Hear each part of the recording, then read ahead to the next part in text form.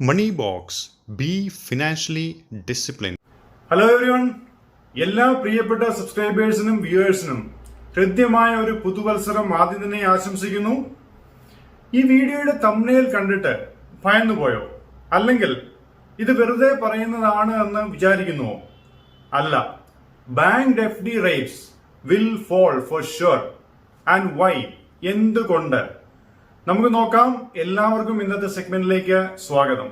ആദ്യമായി നമ്മൾ രണ്ട് കാര്യങ്ങൾ മനസ്സിലാക്കണം. ഒന്ന്, ഏതൊരു രാജ്യത്തിന്റെയും ബാങ്കുകൾ തങ്ങളുടെ ഡെപ്പോസിറ്റേഴ്സിന് ആ ഡെപ്പോസിറ്റിന്റെ മേൽ കൊടുക്കുന്ന ഇൻട്രസ്റ്റ് അഥവാ പലിശ എന്നത് ഒരു ഇൻവെസ്റ്റ്മെന്റ് ആംഗിൾ നോക്കുമ്പോൾ ഏറ്റവും സേഫസ്റ്റ് ആയിട്ടുള്ള അല്ലെ risk free rate of return ആയിട്ടാണ് ആ ബാങ്ക് FD റേറ്റിനെ കണക്കാക്കുന്നത്. അല്ലെങ്കിൽ മറ്റ് ഇൻവെസ്റ്റ്മെന്റ് അസറ്റ് ക്ലാസുമായിട്ട് കമ്പയർ ചെയ്യുമ്പോൾ ഒരു ബെഞ്ച് മാർക്ക് ആയിട്ട് കണക്കാക്കുന്നതും ഈ ബാങ്ക് FD റേറ്റ്സ് ആണ്. റിസ്ക് ഫ്രീ, റിസ്ക് ഇല്ലേ? ഇവിടെ ഏത് ബാങ്ക്സിനെയാണ് ഉദ്ദേശിക്കുന്നത് എന്ന് വളരെ ഇമ്പോർട്ടന്റ് ആണ്. വെറും ബാങ്കുകളല്ല, ഏതൊരു രാജ്യത്തിന്റെയും ഒരു സെൻട്രൽ ബാങ്ക് ഉണ്ട്. ഇന്ത്യയുടെ കേസിൽ റിസർവ് ബാങ്ക് ഓഫ് ഇന്ത്യ RBIയുടെ നിയന്ത്രണങ്ങൾക്കും അല്ലെങ്കിൽ നിയമങ്ങൾക്കും നിബന്ധനകൾക്കും ഒക്കെ വിധേയമായി. അതുപോലെ ഇന്ത്യൻ ബാങ്കിംഗ് സിസ്റ്റവും ഗ്ലോബലി ആയിട്ടുള്ള ചില ബാങ്കിംഗ് റെഗുലേഷൻസ് ഒക്കെ പാലിച്ചുകൊണ്ട് പ്രവർത്തിക്കുന്നതാണ്. സോ ഇങ്ങനെ പ്രവർത്തിക്കുന്ന ബാങ്കുകൾ ഇതെടുത്തു പറയാൻ കാരണമുണ്ട്.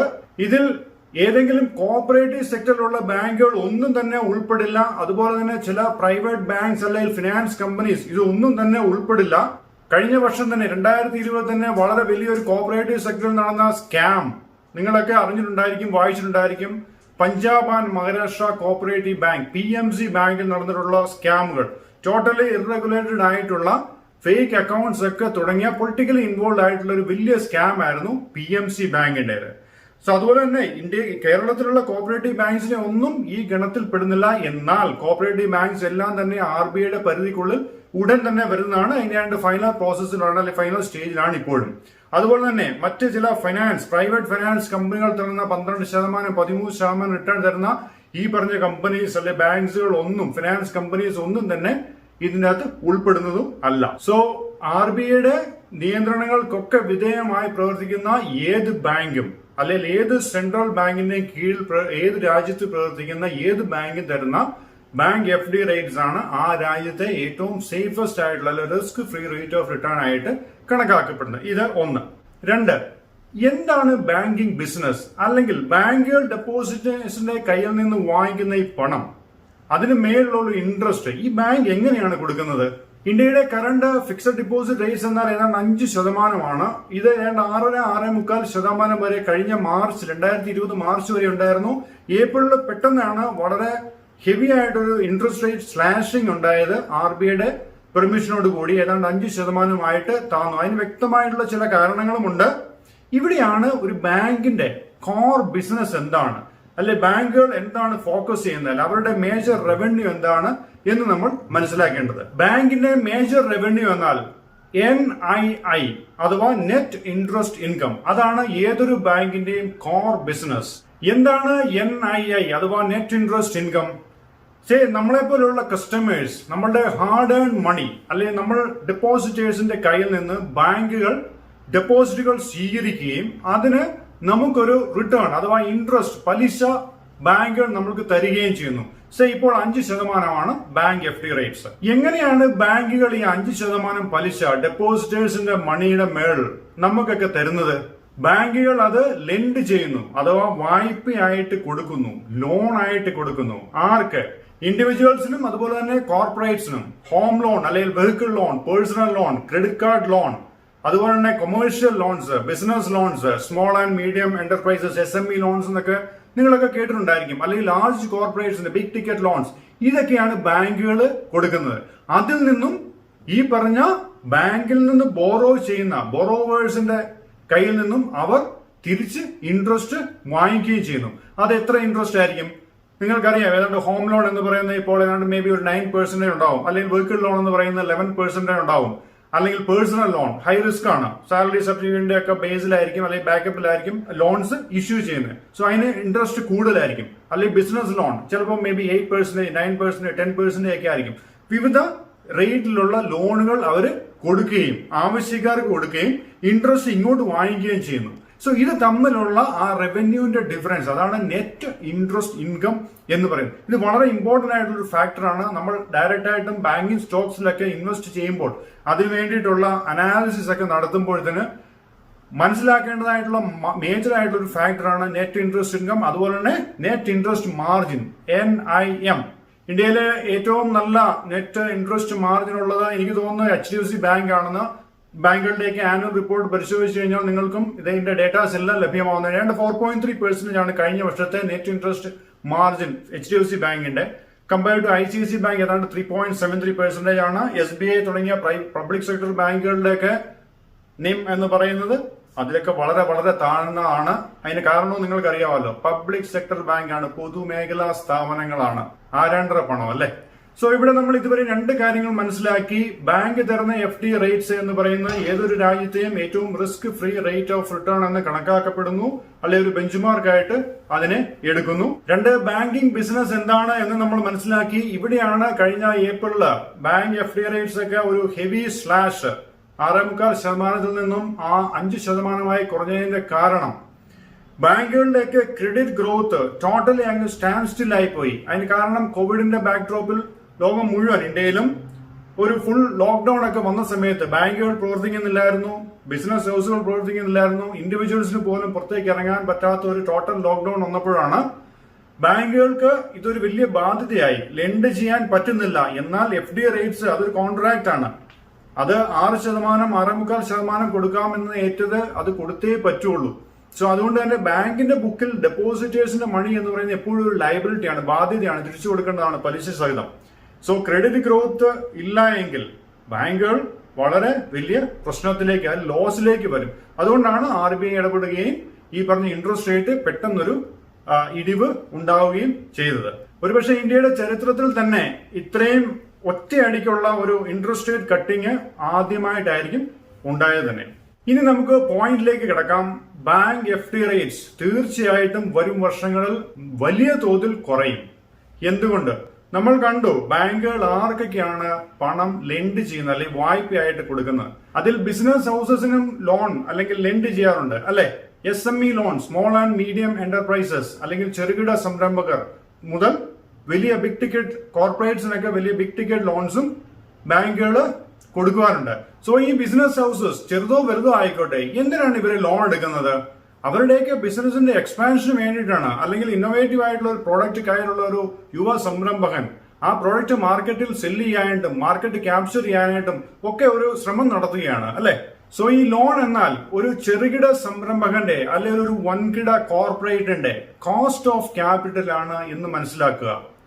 അവരുടെ ബിസിനസ് എക്സ്പാൻഡ് ചെയ്യണമെങ്കിൽ, അല്ലെങ്കിൽ പുതിയതായിട്ട് തുടങ്ങണമെന്ന ഒരാളാണെങ്കിൽ ആ ബിസിനസ് തുടങ്ങണമെങ്കിൽ ക്യാപിറ്റൽ അല്ലെങ്കിൽ മൂലധനം ആവശ്യമാണ് അല്ലെ. സോ ഇതൊക്കെ ചെയ്യുവാൻ വേണ്ടിയിട്ടുള്ള മൂലധനത്തിന്റെ അല്ലെങ്കിൽ ക്യാപിറ്റലിന്റെ കോസ്റ്റ് ആണ് ഈ ഇൻട്രസ്റ്റ് എന്നത് മനസ്സിലാക്കുക. ഇന്ത്യ പോലുള്ള അല്ലെങ്കിൽ ലോകം ഉറ്റുനോക്കുന്ന ഒരു ഗ്രോയിങ് എക്കോണമിയിൽ ഒരിക്കലും കോസ്റ്റ് ഓഫ് ക്യാപിറ്റൽ കൂടാൻ പറ്റില്ല, അല്ലെങ്കിൽ ഇൻട്രസ്റ്റ് റേറ്റ് കൂടാൻ പറ്റില്ല. അത് ഗ്രോത്തിനെ, അല്ലെ ആ ഒരു എക്കണോമിയുടെ, ആ ഒരു രാജ്യത്തിന്റെ ഗ്രോത്തിനെ സാരമായിട്ട് തന്നെ ബാധിക്കും. ഇന്ത്യ ലോകത്തിൽ തന്നെ ഏറ്റവും ഫാസ്റ്റസ്റ്റ് ഗ്രോയിങ് ആയിട്ടുള്ള ഒരു എക്കോണമിയാണ്. എമർജിംഗ് കൺട്രീസിൽ ഏറ്റവും മുൻപന്തിയിൽ നിൽക്കുന്നതാണ്. കഴിഞ്ഞ 3 വർഷമായിട്ട് GDP ഗ്രോത്തിൽ ചൈനയെ പിന്തള്ളി ഇന്ത്യയാണ് ഏറ്റവും fastest growing economy. So India പോലുള്ള ഒരു ഗ്രോയിങ് എക്കോണമിയിൽ ഒരിക്കലും കോസ്റ്റ് ഓഫ് ക്യാപിറ്റൽ കൂടാൻ പാടില്ല. പ്രത്യേകിച്ച് ഇപ്പോൾ ഗവൺമെന്റ് വളരെ പ്രൊആക്റ്റീവ് ആയിട്ട് വളരെ മേക്ക് ഇൻ ഇന്ത്യ പോലുള്ള പ്രൊജക്ട്സ് ഒക്കെ ധാരാളം വരുന്നുണ്ട്, അല്ലെ ഓൾറെഡി കിക്ക് ഓഫ് ചെയ്തിട്ടുണ്ട്. സോ ഇതിനൊക്കെ പണ ലഭ്യത ആവശ്യമായിട്ടുണ്ട്. അതുകൊണ്ട് തന്നെയാണ് കോസ്റ്റ് ഓഫ് ക്യാപിറ്റൽ ഒരിക്കലും ഒരു ഗ്രോയിങ് എക്കോണമിയിൽ കൂടാൻ പാടില്ലാത്തത്. ഒരു രാജ്യം ഡെവലപ്പ് ചെയ്യണമെങ്കിൽ അവിടെ ഇൻട്രസ്റ്റ് റേറ്റ് കൂടി പോകാൻ പറ്റില്ല, അല്ലെങ്കിൽ അത് താഴെ വന്നേ പറ്റുള്ളൂ. നിങ്ങളൊക്കെ ഒരുപക്ഷെ ശ്രദ്ധിച്ചിട്ടുണ്ടാവും, അല്ലെങ്കിൽ ശ്രദ്ധിക്കുക, ഡെവലപ്ഡ് കൺട്രീസ്, US ആണെങ്കിൽ, ജപ്പാൻ ആണെങ്കിൽ, ജർമ്മനി തുടങ്ങിയ ലോകത്തിലെ തന്നെ ഏറ്റവും വികസിത രാജ്യങ്ങളിലെ ഇൻട്രസ്റ്റ് റേറ്റ്സ് വളരെ വളരെ കുറവാണ്. പ്രത്യേകിച്ച് ജപ്പാൻ പോലുള്ള രാജ്യങ്ങൾ, നിങ്ങളുടെയൊക്കെ വിരൽത്തുമ്പിൽ ഡേറ്റാസ് ഒക്കെ അവൈലബിൾ ആണ്. അവിടെ ഇൻട്രസ്റ്റ് റേറ്റ് എന്ന് പറഞ്ഞാൽ ബാങ്ക് FD റേറ്റ് എന്ന് പറഞ്ഞാൽ ആക്ച്വലി ഇപ്പോൾ കറന്റ് സിനാരിയോയിൽ ഏതാണ്ട് 0.2 ആണ്, അല്ലെങ്കിൽ ഈവൻ നെഗറ്റീവ് ഇൻട്രസ്റ്റ് റേറ്റ് ആണ് ബാങ്കിൽ. അതായത് ബാങ്കിൽ കൊണ്ട് നമ്മളെ ഹാർഡ് ആൻഡ് മണി കൊണ്ട് ഡെപ്പോസിറ്റ് ചെയ്താൽ അത് ബാങ്കിന് അങ്ങോട്ട് പൈസ കൊടുക്കേണ്ട ഒരു സ്ഥിതിവിശേഷമാണ് ജപ്പാനിൽ. നമ്മൾ ഇന്ത്യയിൽ ലോക്കറിന് എല്ലാ വർഷവും ബാങ്കിന് ചാർജസ് കൊടുക്കുന്ന പോലെയാണ് അവിടെ ക്യാഷ് ഡെപ്പോസിറ്റ് ചെയ്യാനായിട്ടും അങ്ങോട്ടേക്ക് ബാങ്കിന് ക്യാഷ് കൊടുക്കേണ്ട അവസ്ഥയാണ്. അവിടെ നെഗറ്റീവ് ഇൻട്രസ്റ്റ് റേറ്റ് ആണ്. അതോടൊപ്പം നമ്മൾ മനസ്സിലാക്കണം, ജപ്പാൻ പോലുള്ള രാജ്യങ്ങളിൽ ഇൻഫ്ലേഷൻ എന്ന് പറയുന്നത് ഏതാണ്ട് നില്ലാണ്, അല്ലെങ്കിൽ ഏതാണ്ട് ഇപ്പോൾ 0.2% ഇൻഫ്ലേഷൻ അല്ലെങ്കിൽ പണപ്പെരുപ്പം അല്ലെങ്കിൽ കോസ്റ്റ് ഓഫ് ലിവിംഗ് അവിടെ കൂടുന്നില്ല. സോ ഇങ്ങനെ ഇൻട്രസ്റ്റ് റേറ്റ് ഏതൊരു രാജ്യത്തിന്റെയും താഴെ വന്നാൽ മാത്രമേ ഉള്ളൂ അവിടെ ഒരു ഇൻഡസ്ട്രിയൽ റവല്യൂഷൻ ഒക്കെ വരികയുള്ളൂ, ലോക വ്യാപാരം തന്നെ കീഴടക്കാൻ പറ്റുകയുള്ളൂ. അങ്ങനെയാണ് ജപ്പാനും ജർമ്മനിയും US ഒക്കെ തന്നെ ഏറ്റവും മുൻപന്തിയിൽ അല്ലെങ്കിൽ ഡെവലപ്ഡ് കൺട്രി എന്ന സ്റ്റാറ്റസിലേക്ക് വന്നതും. നമ്മളിപ്പോൾ ഏത് ബ്രാൻഡഡ് ഐറ്റംസ് എടുത്തു കഴിഞ്ഞാലും അല്ലെങ്കിൽ സോഫ്റ്റ് റവല്യൂഷൻ ആണ് US നടന്നത്. നമ്മളിപ്പോ ഈ കാണുന്ന വീഡിയോസ് യൂട്യൂബ് അല്ലെങ്കിൽ ഗൂഗിള് ഫേസ്ബുക്ക് ഇതെല്ലാം തന്നെ US ഇന്നോവേഷൻസ് ആണ്. അല്ലെങ്കിൽ നിരത്തിൽ കാണുന്ന കാറുകൾ അതെല്ലാം ഐദർ ജാപ്പനീസ് ആണ് അല്ലെങ്കിൽ ജർമ്മൻ കാർസ് ആണ്. സോ ഈ ഒരു ഇൻഡസ്ട്രിയൽ റവല്യൂഷൻ ഒക്കെ വരണമെങ്കിൽ തീർച്ചയായിട്ടും അവിടെ കോസ്റ്റ് ഓഫ് ക്യാപിറ്റൽ എന്ന് പറയുന്നത് വളരെ താഴ്ന്നിരിക്കണം, അല്ലെങ്കിൽ ഇൻട്രസ്റ്റ് റേറ്റ് താഴണം. വളരെ സിമ്പിൾ എക്കണോമിക്സ് അല്ലെങ്കിൽ ബേസിക് എക്കണോമിക്സ് ആണിത്. സോ ഇന്ത്യയും ആ ഒരു പാതയിലൂടെയാണ് ഇപ്പോൾ പോകുന്നത്. വളരെ പ്രൊആക്റ്റീവായിട്ട് ധാരാളം കാര്യങ്ങൾ ഇന്ത്യയിൽ നടക്കുന്നുണ്ട്. തീർച്ചയായിട്ടും ഇൻട്രസ്റ്റ് റേറ്റ് താഴെ വന്നിരിക്കും. അതുപോലെ തന്നെ നിങ്ങൾക്കറിയാം, ഏതാണ്ട് 1990, 2000 കാലഘട്ടങ്ങളിൽ ഇന്ത്യയുടെ ബാങ്ക് FD റേറ്റ്സ് ഏതാണ്ട് 10, 12, 13% വരെ അതിനുള്ളിലായിരുന്നു നിന്നിരുന്നത്. എന്നാൽ ഇന്ന് 2020 അല്ലെങ്കിൽ 2021 നിൽക്കുമ്പോൾ ഏതാണ്ട് 5% താഴ്ന്നു വന്നു. അതായത് ഏതാണ്ട് പകുതിയിൽ താഴെ വന്നു, അല്ലെങ്കിൽ 50 മുതൽ 60% വരെയാണ് ബാങ്ക് FD റേറ്റ്സിൽ ഇടിവ് വന്നിരിക്കുന്നത്. ഇവിടെ നമ്മൾ മനസ്സിലാക്കേണ്ടത് 90കളിലെ ഇന്ത്യ അല്ല, അല്ലെങ്കിൽ ലോകമല്ല ഇന്ന് ലോകം വളരെ ഹൈലി ഡൈനാമിക് ആണ്. Things are changing day by day. ഇത് ഡിജിറ്റൽ എക്കോണമിയുടെ കാലമാണ്. വളരെ ഫാസ്റ്റ് പേസിലാണ് കാര്യങ്ങൾ മാറിക്കൊണ്ടിരിക്കുന്നത്. പണ്ട് ഒരു അംബാസഡർ കാർ 4-5 ഡെക്കേഡ്സോളം ഇന്ത്യൻ നിരത്തുകളിലെ രാജാവായിരുന്നുവെങ്കിൽ ഇന്ന് ലോകത്തിലുള്ള എല്ലാ കാർ മോഡൽസും അല്ലെങ്കിൽ എല്ലാ കാർ കമ്പനീസിന്റെയും പ്രസൻസ് ഇന്ത്യയിലുണ്ട്. എല്ലാ വർഷവും അല്ലെങ്കിൽ എല്ലാ മാസവും ഡിഫറെന്റ് മോഡൽസ് അവർ ലോഞ്ച് ചെയ്യുന്നു.